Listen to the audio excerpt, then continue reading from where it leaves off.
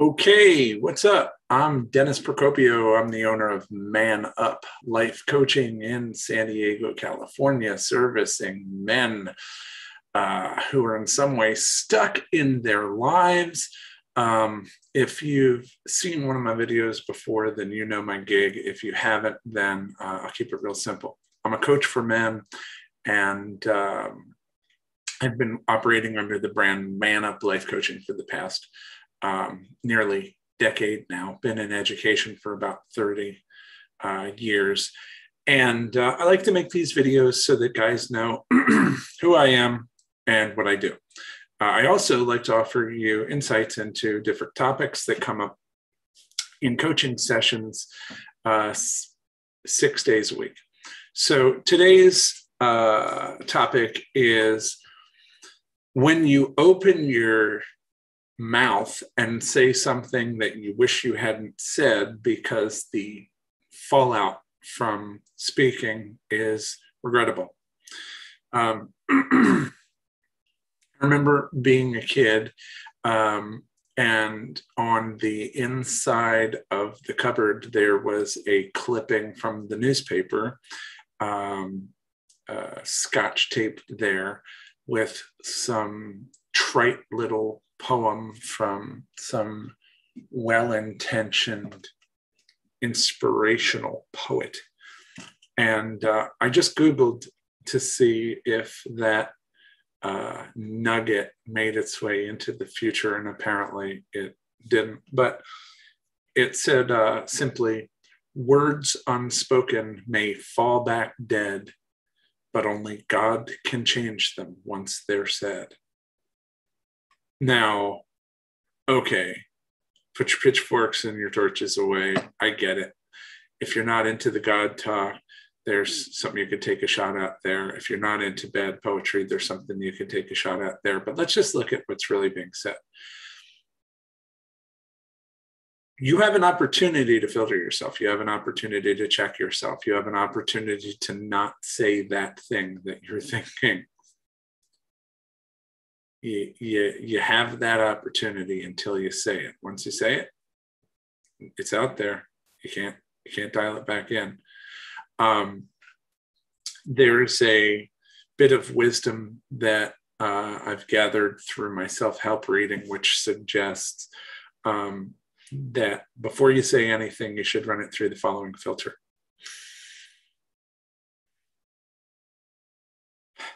Is it necessary? Is it true? And is it kind? Now, I've mentioned this in others of my videos, but maybe you haven't watched that one. So I'll say it again in this one. It's a good message. We can all stand to be reminded of it. Is it necessary? What's an example of someone saying something that isn't necessary? Well, as a guy, typically, you don't like to be given unsolicited advice, right? So if you're trying to start your lawnmower, let's say, and some other dude comes along and says, "Oh, you know what you should do?" You're going to shoot that dude a look like, "No, motherfucker, what should I do?" while you're sitting there with sweat pouring off your face. Because famously, we don't like unsolicited advice. It's different if we ask for advice. Dude's sitting there going, "Hey, how you doing?" "Good, just trying to get this mower to start." "Yeah, that sucks. I hear you." "Yeah, I wish I knew how to do it. I'd sure like to get it started. I mean, I could offer you a suggestion. I don't want to overstep my boundaries." "Nah, sure, what you got?" That's a different dynamic. So if you're the guy giving the unsolicited advice, was that necessary? Did you have to tell that person, "Oh, you know what you should do"? Why? They didn't ask, right? "Oh, I was just trying to help." Okay, but nobody asked for your help. Right? Here's another one. You're in a situation where basically anything invalidating, let's just categorize it, anything invalidating that you can say to anyone else, is that necessary? Because if you say something that invalidates someone else, I promise the fallout is going to be, it's not going to be a positive. So I guess you could look at that in the reverse, and you can say, all right, well, then validating someone, is that necessary? For instance, saying, hey, you look great today, or hey, you did a great job, or hey, I like ... about you. Personally, I love the idea of offering people validations. I think it's a really good way to motivate people and sort of pick people up. I have noticed in life that those guys who always have something nice to say about other people, you know, people like them. They like having them around. I look good in this person's mirror.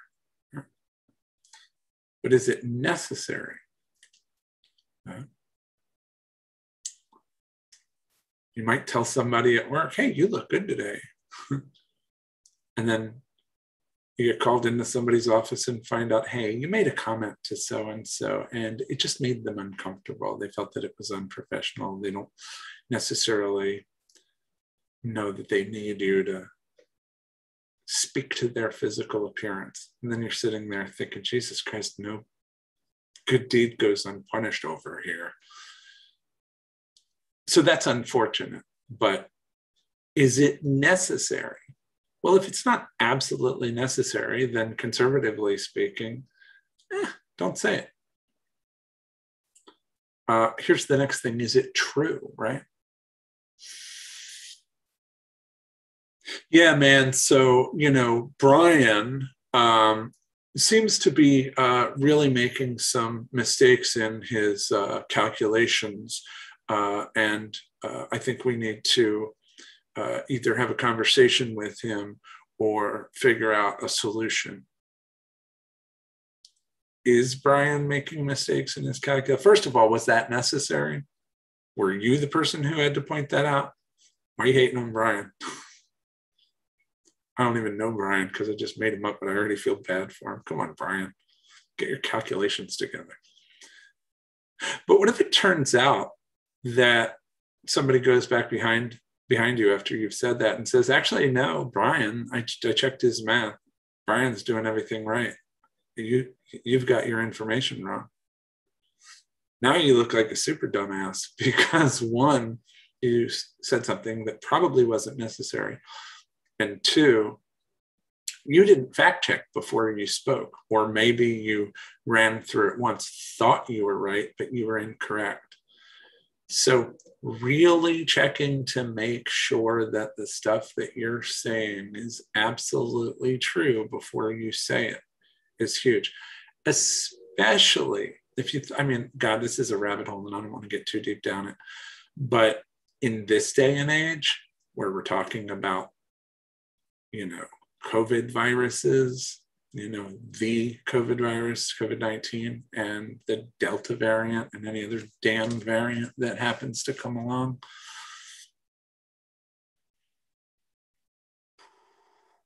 You really want to make sure that you have your information absolutely locked down before you get on a pulpit. And is it kind? All right, let's think of a situation where something is absolutely necessary. I keep playing with my face. I'm talking about COVID and I keep touching my face, something you're not supposed to do. Vaccinated.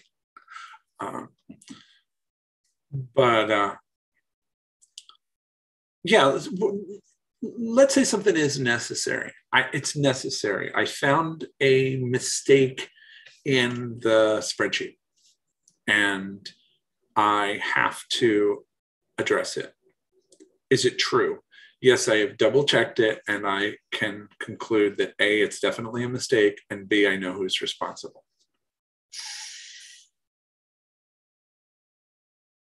Is there a way to say it that really, really, really softens the blow, right? So you could say, okay, so I want to start off by talking about the spreadsheet. There was a mistake in one of the cells that really could have created a problem. It was supposed to be a $1,200 spend. Sam fat fingered it, typed another zero. We almost ended up allocating $12,000 a day of our client's budget to the ad spend. That would have been really brutal, huge black eye, potential lawsuit, not cool. So that we need to have a conversation about that, because that we can't have that. Are you wrong? No. But the way you said it, was it necessary to say it that way? There's another way to say that kind of stuff. How else could you have said it? Well, I guess if you thought about it a little before you spoke, you could have come up with something.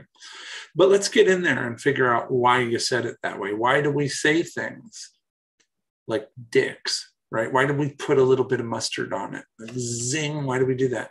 It's usually when we're feeling threatened. Think about it. Every time you've said something in a way that was aggressive rather than nice, you were probably also feeling threatened in some way. Right? Somebody who doesn't have anything to feel threatened about is going to communicate honestly, directly, and kindly, unless they're just a jerk, and that's a deeper problem. An example I'm thinking of is I have a client who's a project manager. He's working with a team on a tech product, and his immediate boss is someone who needs a solution to a problem.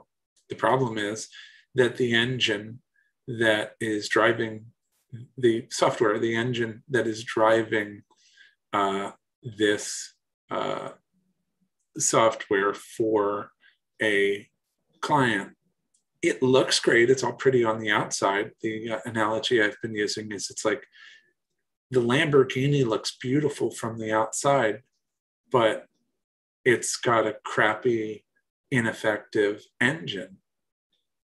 The thing that makes a Lamborghini at the end of the day is that goddamn engine. I mean, the doors that open up and all that is cool too, but it's that engine. The client my client, the guy in question recognizes as a software, as a project manager, he recognizes that his engineers, his development team, aren't listening when he reviews the product and says, hey, this is something that if I unveil this and give it to the customer, their user experience is going to be terrible. And my boss is going to look at me like a moron because I didn't do my job in orchestrating this thing. So he's in the position where he needs to talk to his team and get them to do their job better. It's not working. The truth is, it's partially because it's a poorly chosen team, and it's partially because he's proving that he's ineffective in communicating problems and persuading the team to solve the problems. There's a deadline, and he now has to speak to his boss, and he has to say, look, there's so much money on the table here that at the risk of you firing me as a project manager, I just have to come clean and say, what you're asking for here from me, I'm concerned that we're going to deliver this to the client and their user experience is going to be less than optimal. And when we pull the hood up and look at all this technical spaghetti that's under the hood, it's going to prove to be inefficient. So he asked me, how do I communicate this to my boss? What language do I use? What's the strategy? What's the approach? So we start with, is it true? Oh, excuse me. Is it necessary? Yeah, man, it's necessary. You cannot just serve this crap to your client. You have to throw the brakes on somewhere. Oh, but there's a deadline. Nah, not cool. You have to be open and honest with your client and say, hey, listen, we need a little bit more time. We're working on a bug. And then you have to talk to your boss who serves as the interface between that client and this development team and say, look, man, I'm falling on my sword here. And I'm saying, we can't send this out of the kitchen. So yeah, it's necessary. Is it true? Oh yeah, it's true. How do we know it's true? Because he basically signed in as the client to check the UX, as it were, and it's not doing what it's supposed to do. Is it kind? Well, here's where my client is so afraid of losing his job, and he's so flustered at looking like an idiot that he's coming across blaming really hard. And so what I said to him was, let's pretend that you somehow magically succeeded in creating a perfect product, sold it to your client or clients. They loved it. The thing went public. Your stocks all went through the roof. You cashed out. Everybody came away with a couple billion. And now you and your boss are sitting on a yacht in the middle of some Caribbean or Mediterranean waters, sipping on Mai Tais, lying on deck chairs, and sort of laughing about how hot it got in the kitchen. If you had to, after the fact, say, hey, I didn't really want to tell you this at the time, but there was a moment there where blah, blah, blah, blah, blah. How would you communicate this specific conundrum that you're in? How would you communicate this situation? And he said, well, the first thing I would say, because he's Indian, and it's funny because once he sort of tuned into the feeling that he would have after the thing had shipped, they've all got billions of dollars in the bank, they're just hanging out. Now, instead of this master slave boss employee sort of hierarchical relationship, instead it's just two bros sipping on Mai Tais, money in the bank. Hey, so fun fact about that project, the energy was different. And the way he delivered it was exactly the way he should have communicated. I said, what you just said there and the way you said it, that's what you should go tell your boss. Right? So in terms of communicating, I'm going to hammer this home. Is it freaking necessary? Are you sure does life go on without you saying this thing? Right? Is there going to be some negative repercussion for you not saying it? Like if the building's on fire, yes, it's necessary to say, hey, sorry to bother you. Just wanted to let you know the building's on fire. Is it true? Smell the smoke, see the fire? Yep, it's true. Is it kind? Hey, sorry to harsh your mellow. Know you're right in the middle of something really important, but just got to tell you, time sensitive, building's on fire. Okay, don't kill the messenger. Well, deuces. Right. That's kind of where you should come from.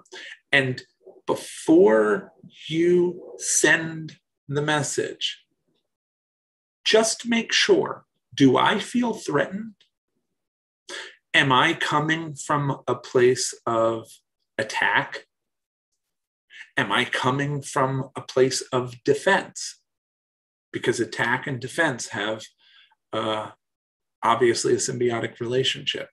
If you are being defensive, it's because you feel attacked. If you're someone who's always on the defensive, then you project a spirit of attack defense. So is there a way for you to reframe how you perceive the situation so that instead of seeing yourself as a victim or as someone who needs to defend themselves or somebody who needs to aggressively communicate this information, can you channel your inner like Big Lebowski man and communicate in a way that's like cool? I was a guy from the Northeast living in Southern California. It occurs to me that I sound like some jagged glass that has definitely been sanded down to beach glass, but there's wisdom in what I'm suggesting. So again, if you don't want to have to regret what you've said, catch that shit before you say it. Run it through the filter. Is it necessary? Is it true? Is it kind? And if you want to go a little bit deeper, am I coming from a place of defense? Because if I am, without realizing it, I might be sending a little bit of aggression or blame or attack. And that's never received well. So let me turn that around and instead try to find a way to communicate this information while still being validating. Okay, there's your message. On that note, I got a guy, so gotta go. Thanks, like, follow.